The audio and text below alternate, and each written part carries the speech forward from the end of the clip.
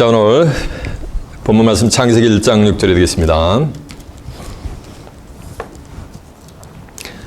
오늘의 본문 말씀 창세기 1장 6절에 되겠습니다. 찾은 줄 알고 제가 봉독합니다.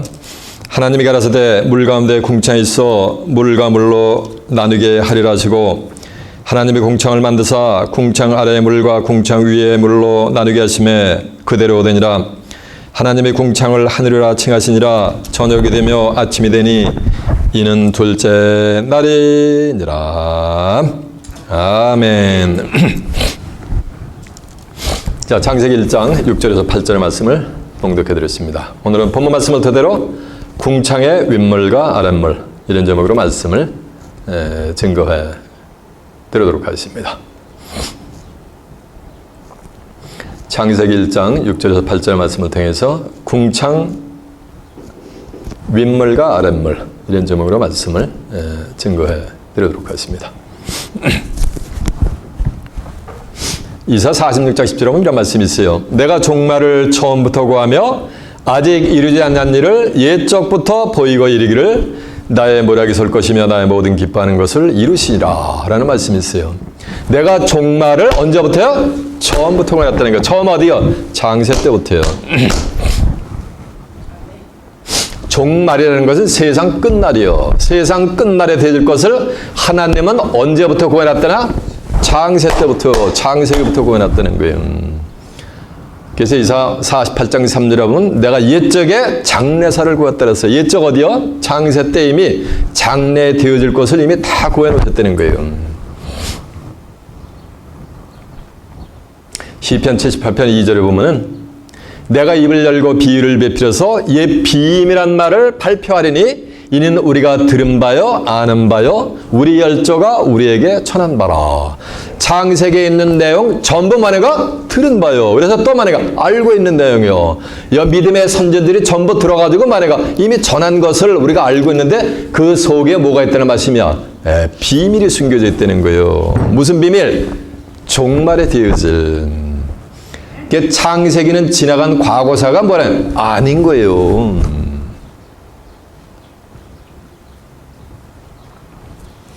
창세기 1장 1절을 열면은 성경이 통달이 되어버리는 거예요.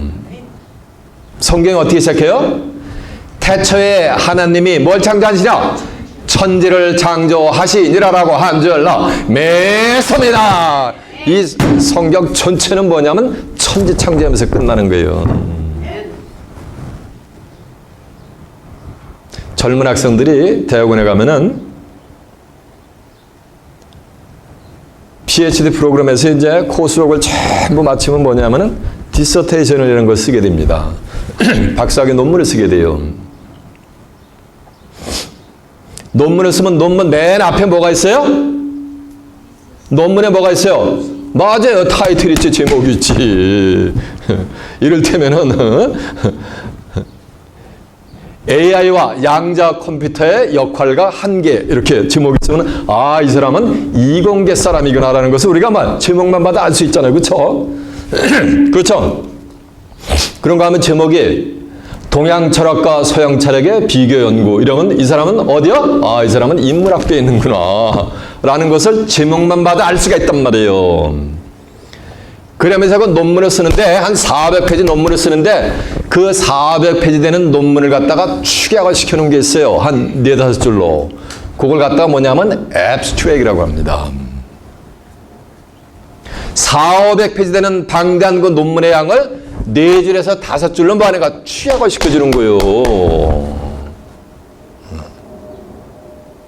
창세기 1장은 1장 1절 태초에 하나님이 천지를 창조하시니라. 이거는 논문의 제목과 같은 거예요.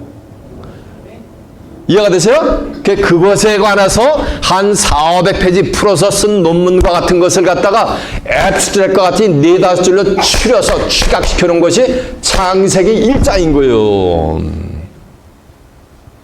이해가 되십니까? 창세기 1장을 전부 다시 또 풀어서 자세하게 설명한 거예요. 400페이지로 논문에 설명한 것 같이. 그것이 전체가 뭐라는 말씀이야? 창세기 1장을 전부 풀어 설명한 게 그게 전부 성경이라는 거예요. 창세기부터 계시록까지. 이해가 되십니까? 그러니까 창세기 1장 1절만 온전하게 깨우침 받으면 성경 반이가 성경은 다 깨우침 받게 되어 있는 거예요. 왜? 그게 제목과 같은 거니까. 성경은 하나님이 새 하늘과 새 땅을 창조하면서 성경이 끝나는 거예요. 이해가 되십니까? 오늘 본문의 내용은 모세가 환상과 계시로다가 창세기의 내용을 기록을 해놨단 말이에요. 이해가 되세요? 그러면서 우주 만물을 창조하는 과정을 창세기 1장에 설명해 놨어요. 근데 그것으로 끝나는 것이 아니고 그 속에 종말에 되어질 옛 비밀한 뭐가 들어있는가? 숨은 비밀이 감춰져 있다는 거예요. 오늘 본문에도 보면 둘째 날에 하나님이 물 가운데 궁창을 만드세요. 그리고 궁창을 갖다가 하늘이라 칠하시고 궁창 위의 물과 궁창 아랫 물로 만약에 쫙 갈라놓으세요. 그리고 저녁이 되고 아침이 되니 이는 둘째 날이라 라고 하면서 오늘 본문이 끝나는데 그 속에 우주 만물 창조한 둘째 날에 하늘과 하늘을 창조하고 윗물과 아랫물로 나르는 것 속에 종말에 되어질 뭐가 숨겨져 있다는가? 비밀이 숨겨져 있다는 거예요. 이해가 되십니까? 그것을 이 한 시간을 한번 깨우쳐 보자는 거예요. 이해가 됐죠? 오늘 본문이 어디라고요? 맞아요. 창세기 1장 6절입니다. 하나님이 가라사대 물 가운데 궁창이 있어 물과 물로 나누게 하리라 하시고 하나님이 가라사대 이 말씀은 누구의 말씀이야? 하나님의 말씀이요. 말이라는 것은 말하는 사람의 생각과 뜻을 전달하는 거예요. 네? 말하는 사람의 생각과 뜻이 없는 소리를 무슨 소리라 해요? 한국 사람들? 에이, 좀 고사하게 얘기해도 개소리는 좀 너무했다. 맞아요. 헛소리라 해요. 의미가 없는 아무 생각 없이 주절거리는 소리 같다 무슨 소리라 해요? 세상 사람들, 한국 사람들 예전에 헛소리 하지 말라고. 하나님이 가라사대 이 말씀은 하나님의 생각과 뭐가 되니까 뜻이 이 말씀 속에 담겨 있다는 거예요. 그 뜻을 깨우쳐야 되는 거예요. 하나님이 가라사대 물 가운데 궁창이 있어 물과 물로 나누게 하리라 하시고 물 가운데 궁창이 있는데 그 8절에 보면 궁창이 하늘이란 말이에요. 그러면 하늘은 뭐 가운데 있는 거야? 물 가운데 있는 거니까 이 하늘은 물에 의해서 뭐 했는가? 둘러싸여 있는 거지. 이걸 과학이 아직 발견을 못해요. 이해가 되세요? 이 하늘은 무한대야. 카스마스는 무한대야. 이 무한대를 갖다 뭐가 싸고 있는 거야 지금? 이 말씀대로 보잔 말이야. 하나님의 말씀대로 보면 물 가운데 궁창이 있으니까 이 궁창을 우주 만물을 지금 뭐가 싸고 있는 거야? 물이 싸고 있는 거지.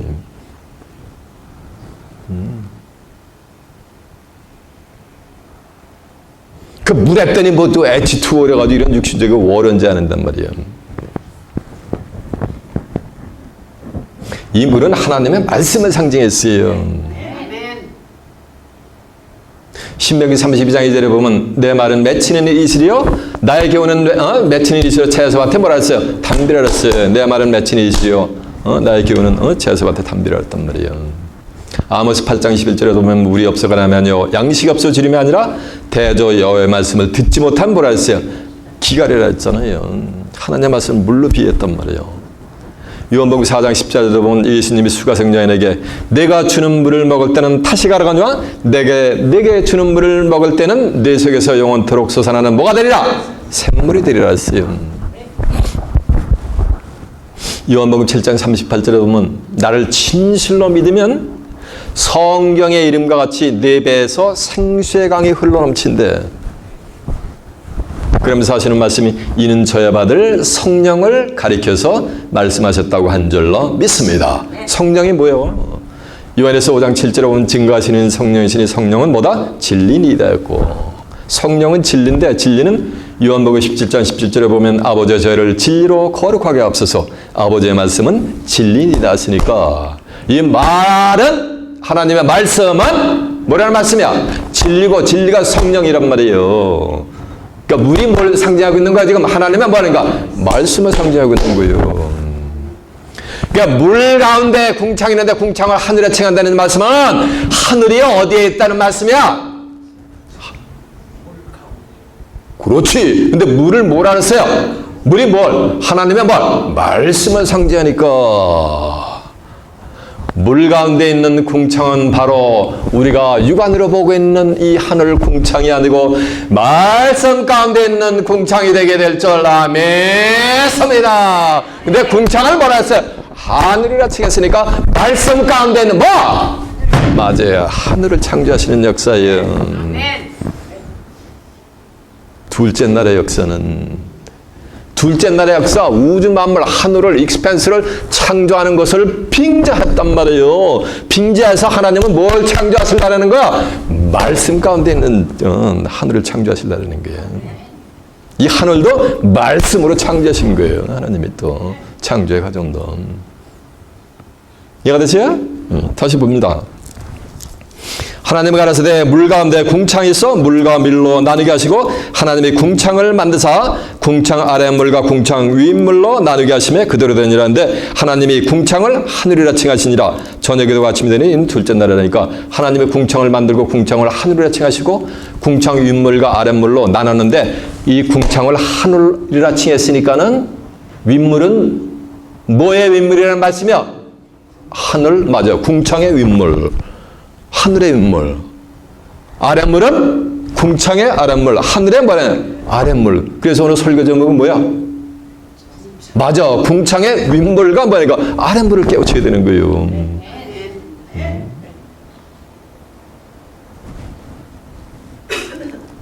그러면서 저녁이 되고 아침이 되니 이는 둘째 날이라 그러는데 저녁이 되고 아침이 되는 것은 이 태양계의 원리에서 저녁이 되고 아침이 되는 거예요. 창세기 1장 14절에 해달별 일월성신은 넷째 날에 창조가 됐어요. 지구가 혼자 자기가 자전을 합니다. 한 바퀴를 도는데 얼마 걸려요? 맞아. 24시간 하루가 걸리는 거예요. 그리고 달이 또 지구를 한 바퀴 돌아요. 그건 얼마 걸려요? 맞아요. 한 달이 걸리는 거예요. 그리고 지구가 또 태양을 어떻게 해요? 한 바퀴 도는데 얼마 걸려요? 맞아요. 365일 1년이 걸리는 거예요. 그 원리에서 저녁이 되고 아침이 되는데 해달별은 넷째 날에 창조가 됐는데 저녁이 되고 아침이 되니 이는 둘째 날이라는 거예요. 어떻게 해달별이 오는데 저녁이 되고 아침이 되느냐는 거예요. 근데 저녁이 되고 아침이 되니 이 말씀은 저녁이 뭐 왔다는 말씀이야? 됐고 아침이 뭐 왔다는 거? 됐다는 거예요. 하나님의 시각에서는.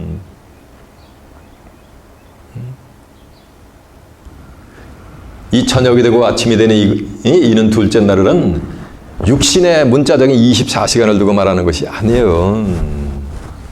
그대로 되니라 알았잖아요. 그러니까 하나님이 생각하고 뜻하신 것이 완성이 될 때 저녁이 되고 뭐가 되는가? 아침이 되는 거예요. 그러니까 하루지. 이건 이 지상의 하루가 아니고 만약에 하나님의 시각에서 하루인 거예요. 하늘에 날 수가 있단 말이라서 성경에는 시편 89편 29절에 보면 하늘에 날 수가 있어요. 하늘에 날 수는 시편 90편 4절에 보면은 천년이 지나간 뭐가 되는가? 한 경점 같은 거예요. 경점 인스턴 모먼 같은 거예요. 그게 하늘에 날 수요. 이해가 되세요? 그러니까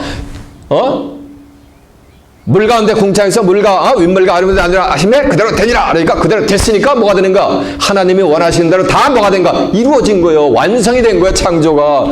그래서 저녁이 되고 아침이 되는 첫째 날이라는 말씀은 하나님이 생각하고 뜻하신 것을 완성하는 그 기간을 갖다가 뭐라 그런가? 하루로 본 거예요. 저녁이 되고 아침이 되니 이는 첫째 날이라는. 에베소 3장 9절에 보면 우주 만물은 영원전부터 창조하셨다 그랬어요. 무슨 24시간의 하루요. 이걸 24시간의 하루로 알고 있는 사람들이 대부분이란 말이에요. 오늘 기독자들이요.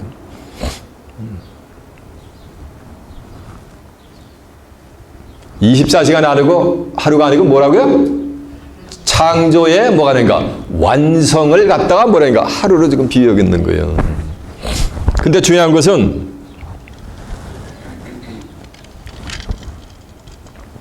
하나님의 물 가운데 뭐가 있어? 궁창이 있어. 윗물과 궁창, 윗물과 아랫물로 나누는데 궁창을 뭐라 했어요? 하늘이라稱했단 말이에요. 이 하늘을 육신적으로 지금 스페이스 익스펜스로 지금 알고 있단 말이에요. 피지컬한 하늘로.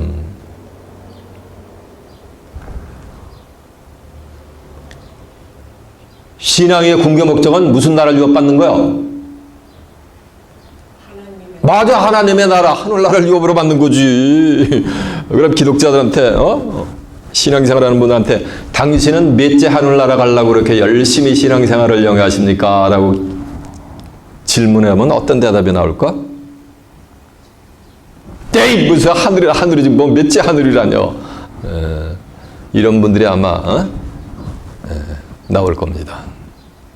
성경에는 하늘이 하나만 있는 게 아니요. 하늘 위에 또 하늘이 있어요. 하늘들의 하늘이 나온단 말이에요. 첫 번째 하늘은 뭐냐면은 누가복음 17장 20절에 보면 하나님의 나라는 볼 수 있게 임하는 것이 아니란 말이에요. 또 여기 있다 저기 있다 하지도 못하리니 하나님의 나라는 너희 마음 안에 있느니라 라고 한 줄로 매섭니다. 하나님의 나라는 어디에 있다는 거야? 우리의 어디에 있다는 거야? 마음속에 있다는 거예요. 그래서 마태복음 5장 3절에 보면은 심령이 가난한 자는 복이 있나니 천국이 뭐라 그랬어요? 저희 것이며. 그러니까 천국이 저희 것이요. 누구 거? 심령이 뭐가 되는가? 가난한 자들. 이 마음에 뭐가 되는가? 천국을 이룬 자들이요. 그들이 첫째 하늘에 도달이 된 거예요. 이해가 됐습니까? 이 하늘은 지금 뭐를 설명하냐면 차원을 두고 설명하고 있단 말이에요. 지금은. 기독교인이라면서 마음에 세상 잡령을 지식을 갖다가 잔뜩 자기 의식의 공간에 심령 속에 그냥 가득 채워놓으면은 하나님의 말씀에 들어갈 비집고 들어갈 심령 속으로 들어갈 틈이 있어요? 없어요? 없단 말이에요. 근데 이 의식의 공간 내 심령 속에 하나님의 말씀으로 뭐 내가 확 채워놓는 거야. 그냥 흘러 넘치게.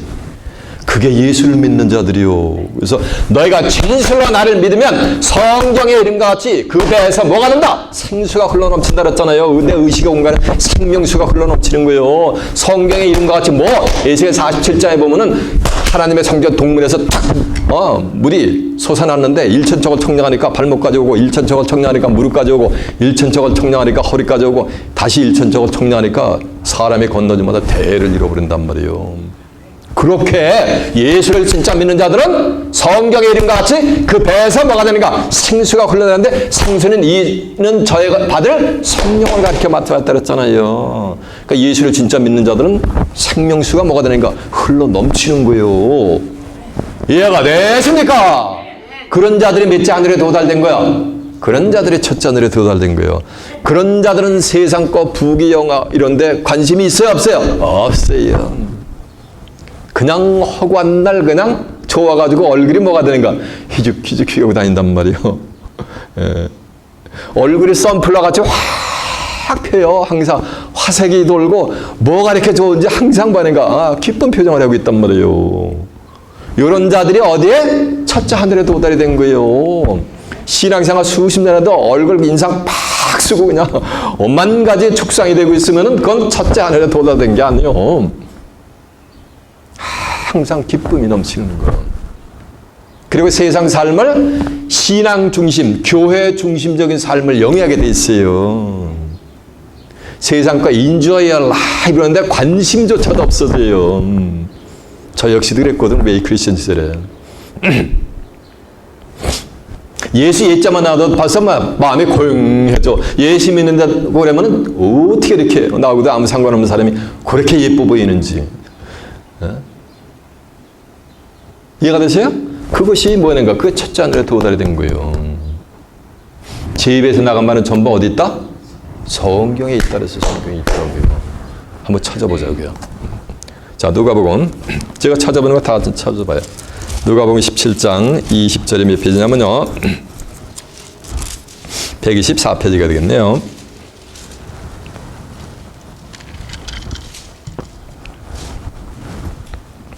바리새인들이 하나님의 나라가 어느 때 임하니까 묻건을 예수께서 대답하여 가라사대 하나님의 나라는 볼 수 있게 임하는 것이 아니요 또 여기 있다 저기 있다고도 못하리니 하나님의 나라는 너희 안에 있느니라라고 한 줄로 믿습니다. 그러니까 하나님의 나라가 어디에 있는가? 너희 안에, 우리 안에 있는 거예요. 우리 어디에?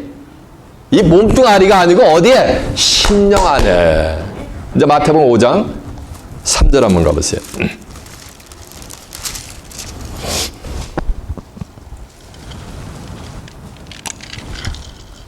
심령이 가난한 자는 복이 있나니 천국이 누구 것이며 저의 것이며 라고 한 줄로 맺습니다. 그러니까 내 심령 속에 뭐가 들어와 있는 거야? 내 마음 속에 뭐가 들어와 있는 거야? 천국이 들어와 있는 거예요. 그래서 마음의 천국을 이룬 거예요. 그런 자들이 몇째 하늘에 도착한 거야? 첫 번째 하늘에 도착이 된 거예요.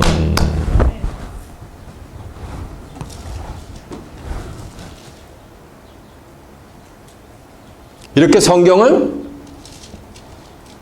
결론부터 말씀을 드리면 성경은 셋째 하늘까지 존재를 해요. 고린도 후서 12장 1절에 보면 무익하나마 부득벌레가 주의 환상과 계시를 말하리라.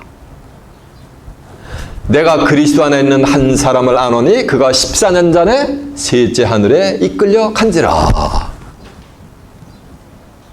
내가 이런 사람을 아노니 그가 셋째 하늘에 이끌려가는데 그가 몸 안에 서는지 몸 밖에 서는지 나는 모르거니와 하나님은 아시느니라.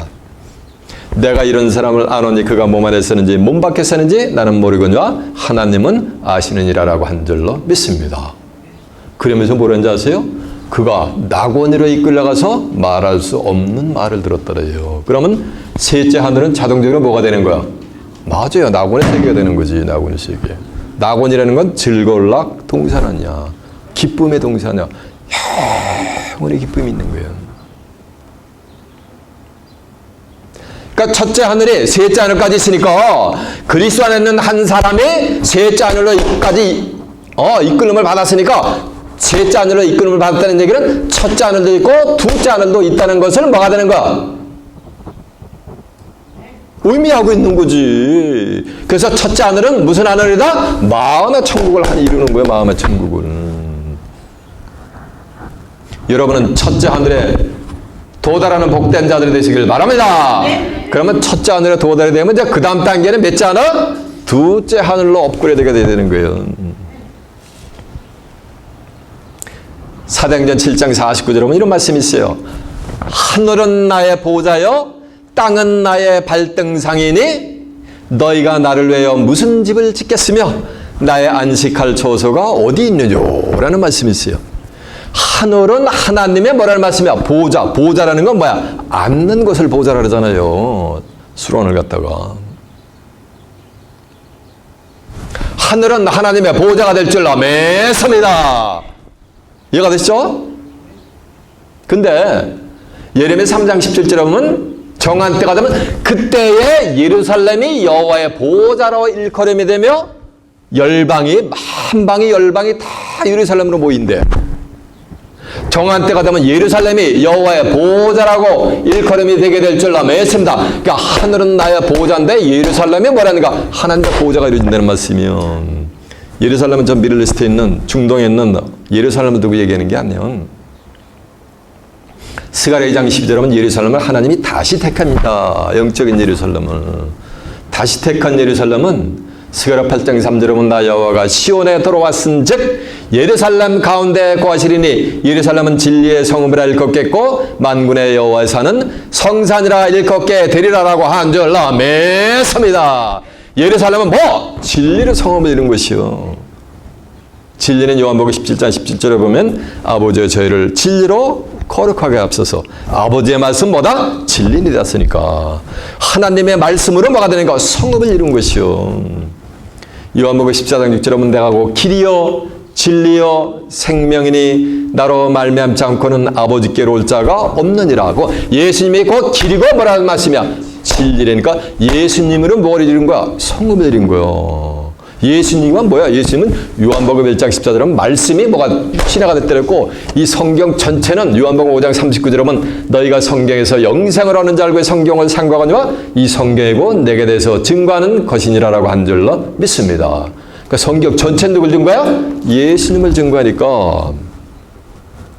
진리의 성읍을 이룬다는 말씀은 하나님의 말씀과 예수님의 말씀으로 뭐가 되는가? 성읍을 이루는 것이요. 그것에 하나님의 뭐가? 보좌가 이루어지는 거예요. 정한 때가 되면은.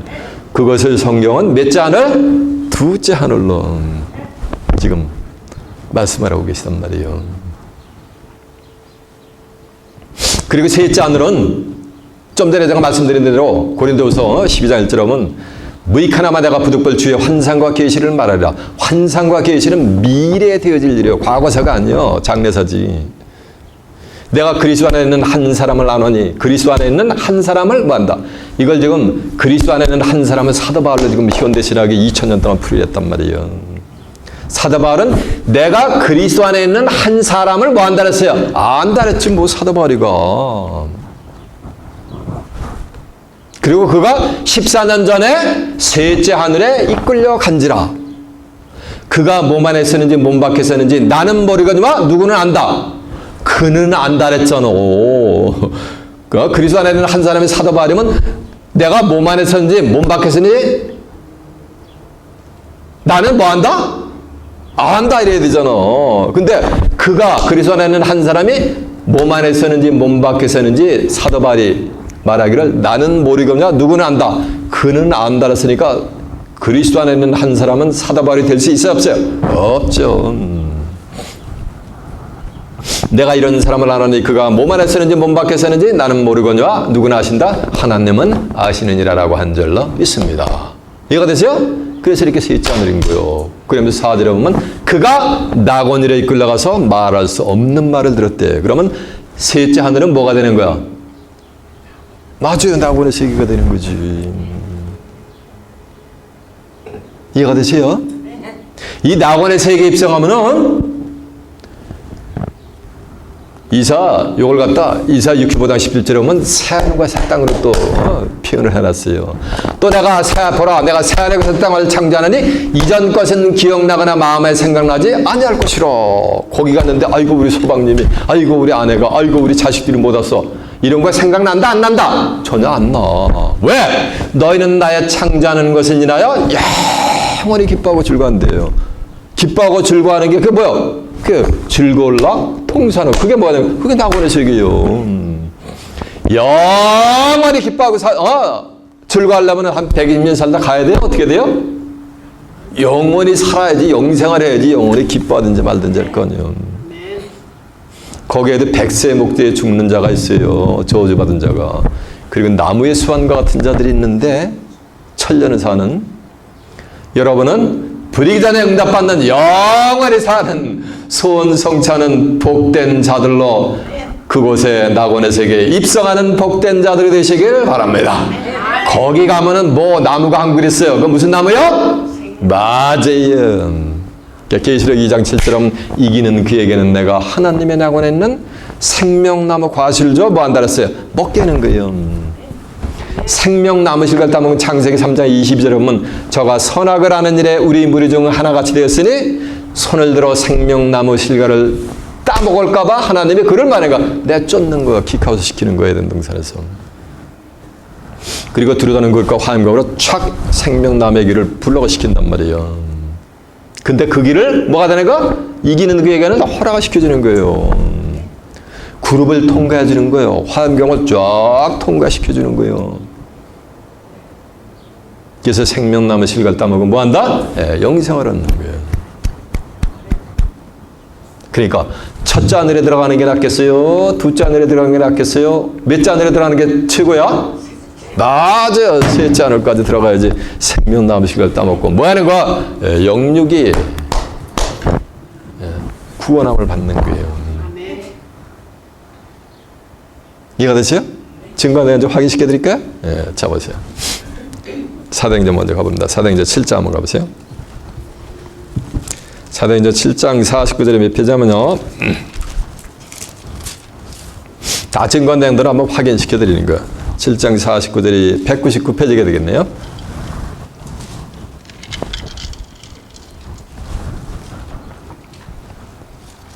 주께서 가라사대 하늘은 나의 보호자요 땅은 나의 발등상이니 너희가 나를 위하여 무슨 집을 짓겠으며 나의 안식할 처소가 어디 있느냐 하니까 하늘은 하나님의 뭐라 했어요? 보호자고 땅은 하나님의 뭐라 했어요? 예, 발등상이라 그랬잖아. 자, 마태복음 5장 34절 한번 가보세요.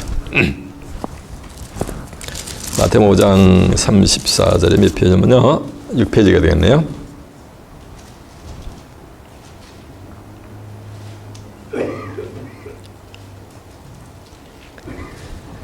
또 옛사람 33절부터 보면 또 옛사람에게 말한 바 헛 맹세를 하지 말고 내 맹세한 것을 주께 지키라 하였는 것을 너희가 들었으나 나는 너에게도 이르노니 도무지 맹세하지 말지니 하늘로도 말라 이는 하나님의 뭐다? 보호자니까 하늘이 누구의 보호자라는 거야? 하나님의 보호자라는 얘기지.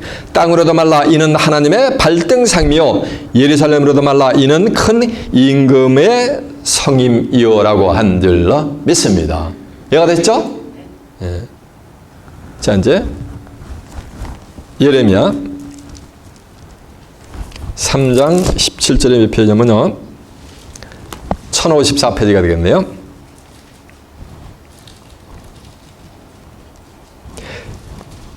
그때 예루살렘이 여호와의 보호자라 일컬음이 되며 열방이 그리로 모이리니 곧 여호와의 이름으로 인하여 예루살렘에 모이고 다시는 그들의 악한 마음에 강박한 대로 행치 아니할 것이며 그때 유다 족속이 이스라엘 족속과 동행하여 북에서부터 나와서 내가 너희 열조에게 기업으로 준 땅에 함께 있으리라. 그래서 예루살렘이 여호와의 뭐라 일컬되는 거야?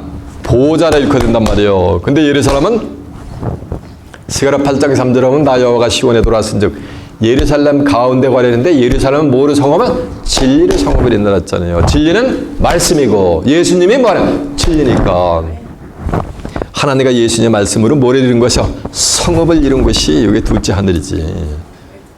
그죠? 이제 그래 고린도 후서 한번 가보세요. 고린도서 12장 1절에 몇 페이지냐면요.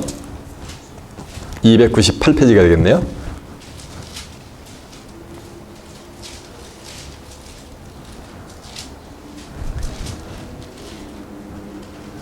무익하나마 내가 부득불 자랑하노니 주의 환상과 계시를 말하리라. 내가 그리스도 안에 있는 한 사람을 아노니 14년 전에 그가 몇째 하늘에 이끌어간지라? 셋째 하늘에 이끌어간지라 했으니까 셋째 하늘에 있다는 얘기는 첫째 하늘도 있고 둘째 하늘도 있다는 얘기지. 그렇죠? 셋째 하늘에 이끌려간지라. 그가 몸 안에 서는지 몸 밖에 서는지 나는 모르거니와 하나님은 아시느니라. 내가 이런 사람을 아노니 그가 몸 안에 서는지 몸 밖에 서는지 나는 모르거니와 하나님은 아시느니라. 그가 낙원으로 이끌려가서 말할 수 없는 말을 들었으니 가히 사람이 이르지 못할 말이로다라고 한 줄로 믿습니다. 그러니까 셋째 하늘은 뭐가 되는 거야? 낙원. 근데 낙원에 세계 들어가면은 뭐가 되는 거야? 사람이 이르지 못해. 사람이 일러줘도 믿어 안 믿어요? 안 믿는 거예요. 그러니까 말을 할 수가 없는 거예요. 이 육체가 셋째 하늘에 가서 육체가 죽음을 보지 않고 영생 뭐가 되는가? 불사하는 그런 몸을 받는 거예요. 이거 믿을 수가 있어요? 없어요? 없지 인간들은. 그러나 11에서 11장 1절은 믿음은 바라는 것들이 뭐라 했어요? 실상이라 그랬잖아요. 보이지 않는 것들의 증거라 그랬잖아요. 여러분은 믿는 자들이 되시길 바랍니다. 그래 그런 축복을 받는 복된 자들이 되시길 바랍니다. 그런 것이 있는지도 없는지도 모르는 사람이 축복받을 확률이 높아요. 여러분 같이 훤히 꿰뚫어 보는 사람들이 그 축복받을 확률이 높았겠어요. 그거는 뭐 자매한 거지 뭐.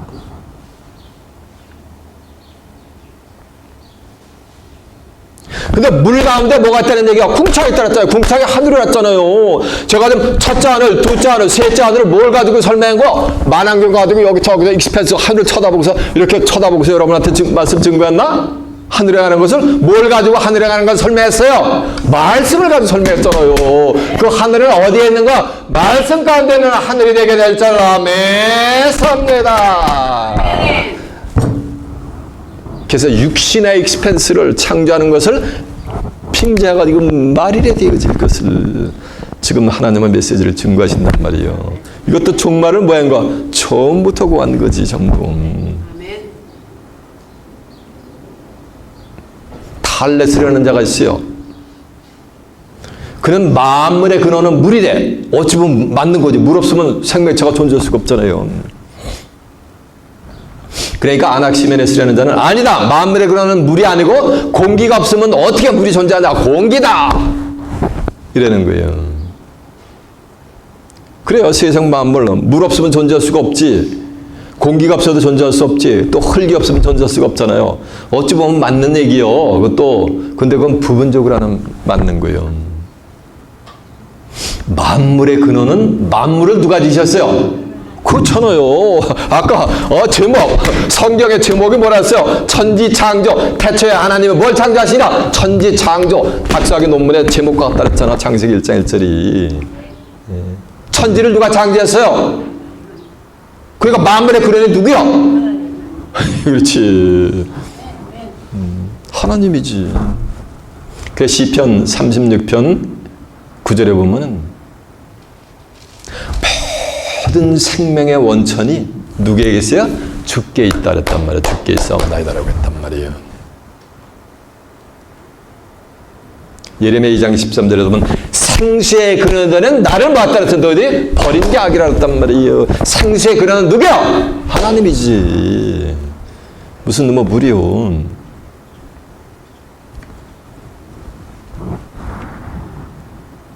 이해가 되십니까? 근데 물 가운데 뭐가 있다 그랬어요? 궁창이 있는데 궁창 윗물과 뭐라는가? 아랫물로 나눴다 그랬잖아요. 그러면 궁창 아랫물은 뭔가를 또 뭐야 되는가? 알아봐야 될 거 아니에요. 근데 물은 육신적인 또 H2O 아니라 그랬어요. 물이 뭐라 그랬어요? 물이 없어가 아니요 양식이 없어 줄임이 아니라 대저 여호와의 말씀을 듣지 못한 바라 했어요. 기가를 했으니까 이 물은 뭐를 상징하고 있는가? 지금 말씀을. 나의 교훈은 내리는 비요 내 말은 맺히는 이슬이요 차에서 밭에 뭐라 했어요? 담비라고 그랬잖아. 신명기 32장에 들어보면 물은 말씀을 상징했단 말이니까 궁창 아랫물도 뭘 상징한 거야 지금? 말씀을 지금 상징하고 있단 말이에요. 비유하고 있단 말이에요. 시편 18편 16절에 보면 이런 말씀이 있어요. 다윗이 말하기를 하나님께서 많은 물에서 나를 건져내셨대. 하나님이 킹 데이빗을 많은 물로부터 건져내신 줄로 믿습니다.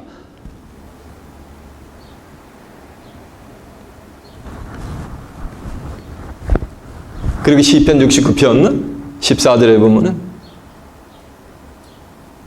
많은 물이 아니고 깊은 물에서 나를 건져내시고 많은 물에서 엄물에 올 때 그곳으로부터 나를 건져내어 주시옵소서라고 다윗 왕이 뭐냐면 기도를 하는 장면이 나와요. 깊은 물에서 건져내고 많은 물이 엄물하는 곳으로부터 나한테 엄물에 올 때 나를 그곳으로부터 건져내어 주시옵소서라고 한단 말이에요. 많은 물은 문자적으로는 뭐가 되는가? 육신적으로는 바다잖아요. 그렇죠? 근데 많은 물을 누가 깔고 앉아 있어요. 계시록 17장 1절에 보면은 많은 물을 누가 뭐냐면 음녀가 깔고 앉아 있어요. 일곱 머리 열불 짐승을 타고 다닐 이제 음녀가 출현할 거예요. 정한 때가 되면은. 그러니까 음녀 힙이 얼마나 커? 바다를 다 그냥 오키파에 점유하고 있으니까, 깔고 있으니까. 근데 그 바닷물을 설명하는데, 음녀의 안전물을 설명하는데, 계시록 17장 15절에 보면, 음녀의 안전물은 백성과 무리와 열국과 방언이니라라고 한 줄로 믿습니다. 그러니까 이 온 세상, 뭐란가, 세상의 소리를 지금 뭐를 비유하고 있는 거야? 지금 많은 물로 비유하고 있는 거예요. 그러니까 많은 물에 빠지지 않게 나를 건져내달라는 얘기는 이 세상의 소리에 내 심령이 잠식되지 않게 나를 말하는 거. 어떻게 하나님 말씀 가운데로 끌어내달라는 거예요. 그래서 예레미야 2장 18절에 보면 너희가 시올의 물을 마시려고 애굽길에 있으면 어찌 미워하는데 시올 하고서 3자 써놓고 나일강 이랬단 말이에요. 주에 하나 보면은 나일강이 어디 있어요? 애굽에 있잖아. 애굽은 육신적인 문자적인 저 중동에 있는 애굽을 얘기하는 게 아니라 그걸 애굽이라는 나라를 빙자한 거예요. 애굽은 세상을 상징했습니다.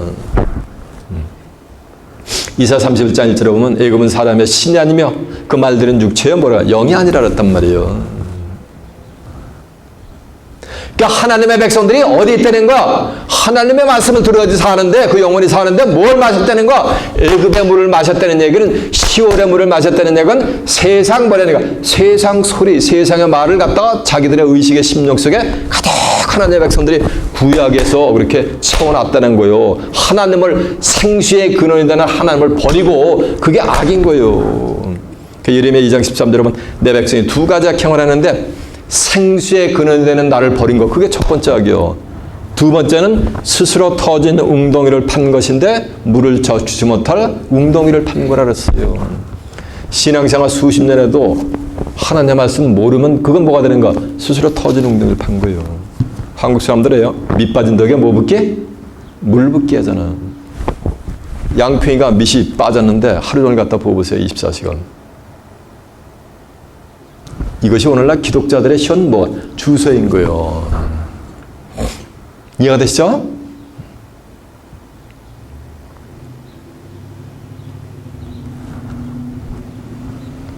예심 당시에도 마찬가지예요. 요한복음 4장 13절에 보면 수가성자인이 매일 물을 길러왔단 말이에요. 근데 예수님 뭐라는지 아세요? 내가 주는 물을 먹을 때는 다시 가라가니와 내가 내게 주는 물을 먹을 때는 내 속에서 영원토록 솟아나는 뭐가 되리라? 샘물이 되렸으니까 수가성 여인은 샘물을 먹은 거예요? 아니면 시궁창물 아랫물을 먹은 거예요? 맞아요. 시올의 물을 먹었던 거예요. 그러니까 계속 가라니까 에브리데이 오잖아. 예수님이 주시는 물을 먹으면 영원토록 솟아나는 내 속에서 뭐가 샘물이 된다니까. 물에 길러 올 필요가 있어요? 없어? 생수를 마시면은 그렇다는 거예요. 그 물이라고 다 같은 물이 뭐라는 얘기야? 에? 아니라는 거잖아.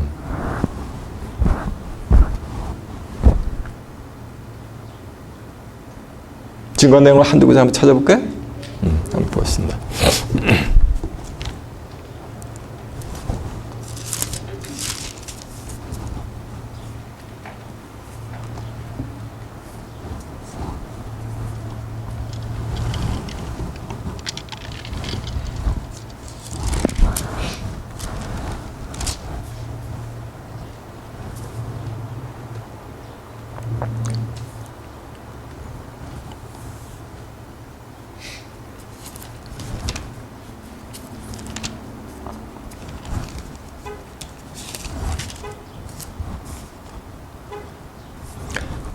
850페이지가 되겠네요. 시편 69편 14절입니다.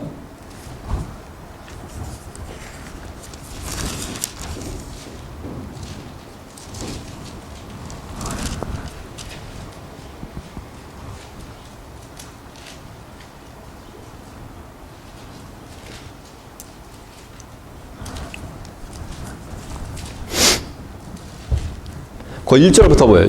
시편 69편 1절부터 하나님이여 나를 구원하소서 물들이 내 영혼까지 흘러 들어왔나이다. 내가 설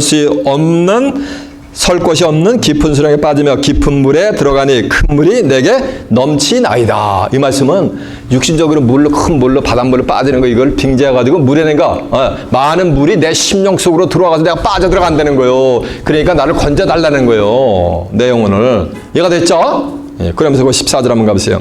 나를 수렁에서 건지사 빠지지 말게 하시고 나를 미워하는 자에게서와 깊은 물에서 건지셔서 큰 물이 나를 엄몰하거나 깊음이 나를 삼키지 못하게 하시며 웅덩이로 내 위에 그 입을 닫지 못하게 하소서라고 했죠? 예, 이렇게 해달라 기도하는 거예요.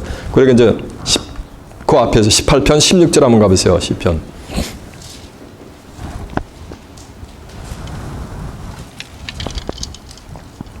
저가 위에서 보내사 나를 취하시며 많은 물에서 나를 건져내셨도다라고 한절라 매섭니다. 그러니까 하나님이 다윗 왕을 많은 물에서 모았다는 얘기야.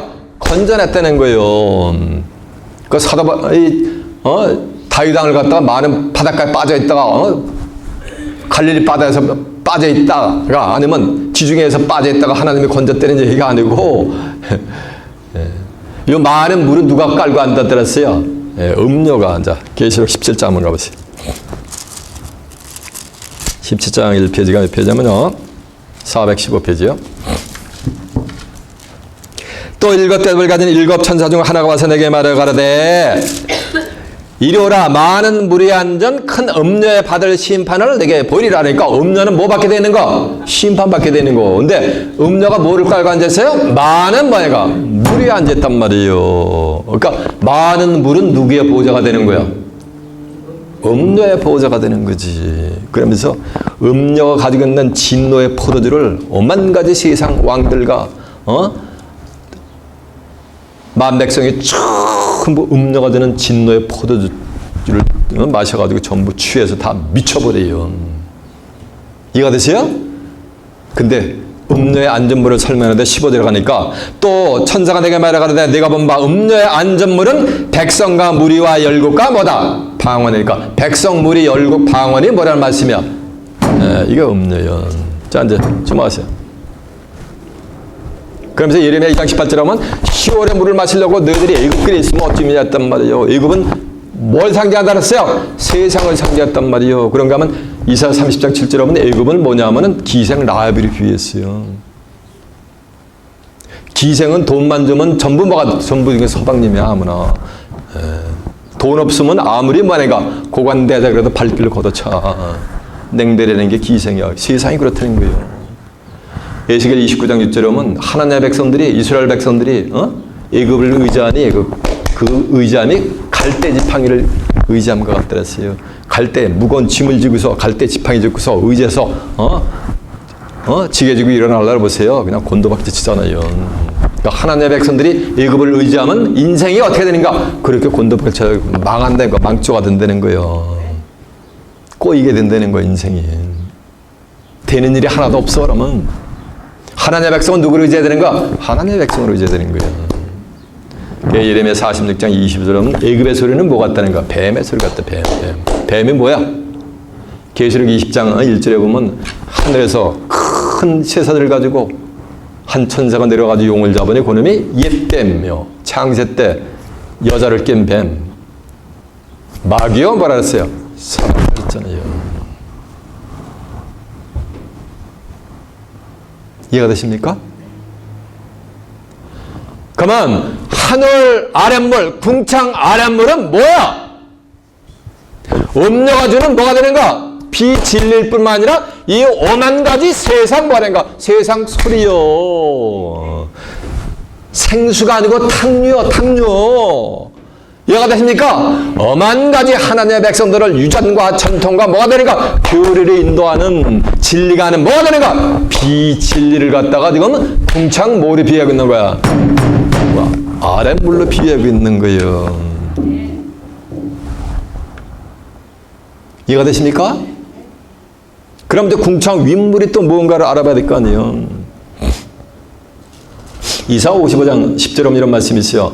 비와 눈이 하늘에서 내려서는 다시 그리고 하지 않고 토지를 적셔서 싹이 나게 하고 열매를 맺게 하여 파장하는 자에게 종자를 주고 먹는 자에게 양식을 줌과 같이 내 입에서 나간 말은 헛되이 내게로 돌아오지 않고 나의 뜻을 이루며 나의 명을 보낸 일에 형통하게 다 이룬다고 한 줄로 매섭니다. 그러니까 궁창 윗물은 내 입에서 나간 말이니까 누구 입에서 나간 말이야? 하나님의 입에서 나간 말씀이요. 하나님의 입에서 나간 말씀은 전부 하나님의 입이 또 다 모으신단 말이에요. 이사야 30장 10절에 보면 34장 16절에 보면 너희는 여호와의 책을 자세히 읽어봐라. 이것들이 하나도 빠진 것이 없고 짝이 없는 것이 없으리니 이는 여호와의 입이 이것들을 모았다. 명하였습니다. 모았습니다 하잖아요.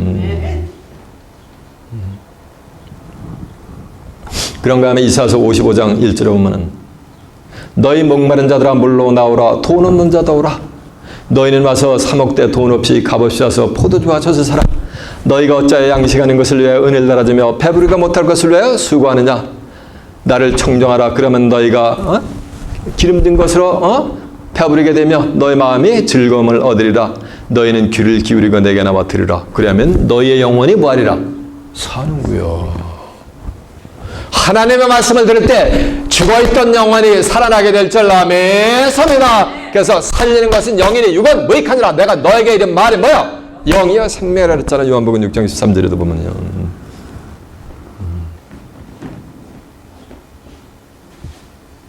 그러니까 하나님의 입에서 나아간 뭐가 되니까 말씀이 그게 말, 그게 인물인 거예요. 그것이 이사야 12장 3절에 하면 기쁨으로 구원의 음을 들어서 뭐를 기르러다? 물을 기르러다 하잖아요. 이게 생수요, 생수. 생명수. 생수는 생명수란 말이에요. 생수의 근원되는 나를 버렸다 했잖아요. 그러니까 생수가 누구한테 있다는 거? 하나님의 말씀 가운데 있는 거지.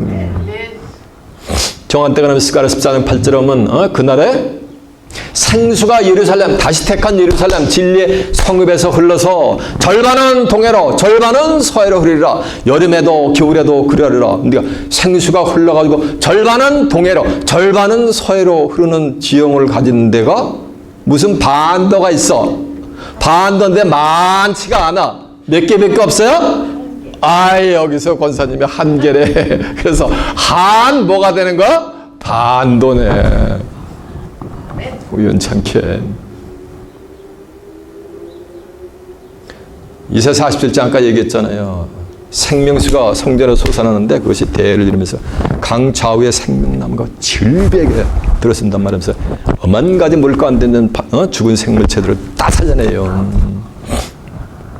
근데 계시록 20장 1절에 보면 저가 또 수정같이 맑은 생명수의 강을 내게 보이니 하나님과 및 어린 양의 보호자로부터 나서 길 가운데로 흐르더라. 강 좌우에 뭐가 있어? 생명나무가 있어. 달마다 실과를 맺히고 그 잎사귀들은 뭐한다? 만국을 솟아나게 했더란 말이요. 에스겔 47장 12절에서는 그 물의 근원지가 어디라 했어요? 성소인데 계시록 22장 1절에 보면은 그것이 하나님과 몇 어린 양의 보호자로부터 나니까 성소는 하나님의 뭐가 되는 가 보호자로부터 흐르는 거지. 그 물은 뭐 하는가? 그건 생명수요. 생명나무 실과를 자라게 하는 생명나무의 열과를 뺏게 하는 거예요. 그것이 바로 영생수가 되게 될 줄 아멘입니다.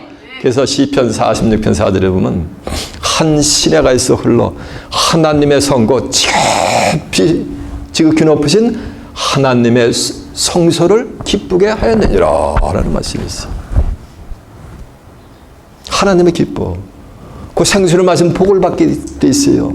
그 시편 36편 8절에 보면 그것을 갖다가 복락 뭐냐면 강수로 또 비유를 하겠단 말이에요. 그 물을 마셔야 복을 받게 되게 될 줄라 믿습니다. 그 물은 무슨 수? 생명수. 이것은 세상 끝날이 되면 누가 또 초대를 해요. 누가 초대했는지 알아야지 뭐 초대에 응하고 가든지 말든지 할 거 아니에요. 이제 성경 안 찾아봐. 시간이 없어서. 계시록 20장 17절에 보면 성령과 신부가 말씀하시기를 오라 하시는도다. 듣는 자도 오라 할 것이요 목마른 자도 올 것이요 원하는 자는 값없이 생명수를 사라라고 한 줄로 믿습니다. 여러분 생명수를 사시기 바랍니다. 이 생명수는 인간의 육체가 나는 부활이요 생명인데 나를 믿는 자는 죽어도 살겠고 생명을 설명하는데 요한복음 11장 25절에 사람이 진실로 나를 믿으면 영원히 죽음을 보지 않는다. 진실로 믿는 것마다 진실로 믿으면 그 배에서 생수가 흘러 넘친다 그랬잖아. 이해가 되세요? 그것이 바로 궁창 위의 물 생명수가 되게 될 줄로 믿습니다. 그 생명수를 따라가다 보면 어디까지 가는 거? 하나님의 보호자권으로 가는 거. 그것이 천국 가는 거예요. 그래서 궁창 아랫물은 이 세상 5만 가지 세상 소리는 다 궁창 아랫물이요. 인간의 지혜로부터 나오는 인간의 입으로부터 나오는 건 전부 궁창 아랫물이요. 그거 가지고 내 영혼을 살릴 수가 없어요. 오로지 저와 여러분의 영혼을 살릴 수 있는 것은 하나님의 말씀, 예수님의 말씀만이 여러분의 영혼을 살리게 될 줄로 믿습니다. 그러니까 생명수는 영혼을 살리는 거예요. 그래서 궁창 위에 있는 물들이 이제 찬양을 해야 돼요. 시편 140편 48편 4절에 보면 하늘 위에 하늘들과 그도 찬양하고 하늘에 있는 물들도 여호와를 찬양할지어다. 물이 어떻게 찬양합니까? 7절에 보면 바다와 용들도 여호와를 말지니라 찬양할지니라 했단 말이에요. 바다에 뭐가 있다 해서 바다는 백성물이 열고 방언이라 했잖아. 용된 마귀 사단도 하나님을 찬양하라 이거요. 그런가 하면 하늘에 있는 물들도 물이 어떻게 찬양해? 물이 입이십니까? H2O가. 계시록 18장 20절에 보면은 하늘과 성도들과 사도들과 선지자들은 여호와께서 귀신에 쳐서 바벨성을 심판해가지고 너희들의 신원을 해줬으니까 너희는 하나님을 기쁨으로 만해가 찬송할지어다 라는 말씀이 있어요. 하늘이 어떻게 기뻐하고 하나님을 찬송합니까? 이 말씀은 하늘 위 궁창 위에 있는 물을 마신 자들아 여호와를 뭐라는 말씀이야? 찬양하라는 얘기지. 이해가 되십니까? 이제 궁창 윗물과 궁창 아랫물의 세상을 깨우침 받으셨습니까? 여러분의 시간 증거되는 말씀을 통해서 궁창 윗물 영원한 생명수를 성령과 신부의 초대에 응해서 받아서 생명수를 마시면서 생명수를 치고 올라가서 하나님의 보호권으로 나가서 살아서 낙원의 세계에 입성해서 생명나무 실과를 따먹고 그곳에서 하나님과 예수 그리스도와 함께 영생 복락을 누리는 귀한 축복이 임하시길 예수님의 이름으로 축원합니다. 자, 말씀을 마치겠습니다.